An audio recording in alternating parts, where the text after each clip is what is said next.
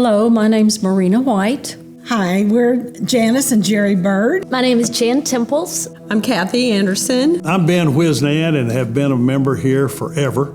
I joined the church in 1991. Yes, I came here in 1953 with my family. I was in the first grade. Married Jim in 1974 in this church and came here then. When my mother and dad started here in the late 30s, I was born in 1942 and was in the cradle roll and the junior boys and RAs and so much of what was going on here at First Baptist Church. And then we joined this church in January of '05. One of the first memories I have from being here was I was singing in the choir. And I have lifelong friends that the day I came here become my best friends. We're all a family. And then in the fall of '05, I joined the choir and my husband became an usher in this church. And it was, from there, it took off.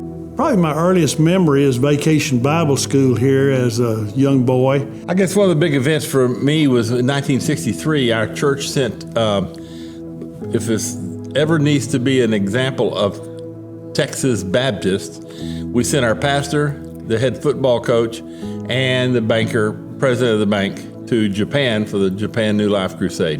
The most blessings I've gotten out of this church is the fact that working with other women in Bible studies, and we started out with Baptist young women and moved on up.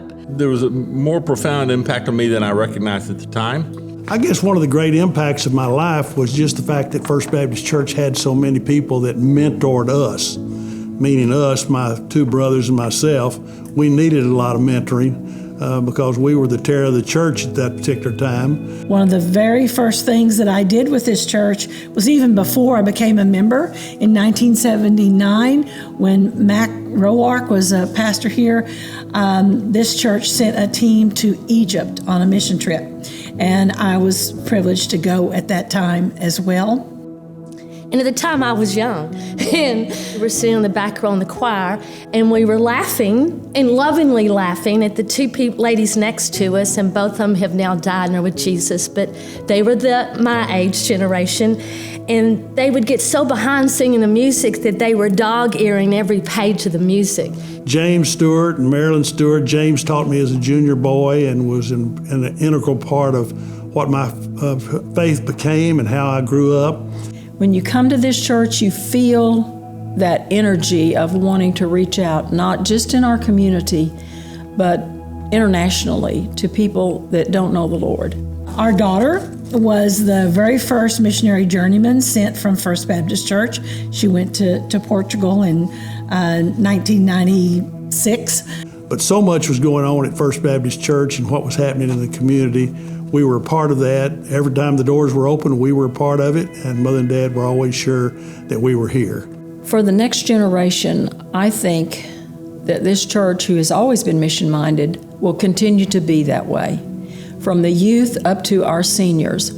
You know, one of the things that's interesting in First McKinney's history is the fact that we've always had a big influence on young people and the next generation and what that is going to mean to not only the kingdom of God, but to First McKinney. I realized, wow, they're now with Jesus. And if I was in the choir right now, the younger generation would laugh at me because I'm having to dog-ear the pages. But that is such a warm, heartwarming memory to me because I can see that generation, and now I want to be that to others. And that's just passing on the love of Jesus in the community, which is priceless too. God's been good to First McKinney.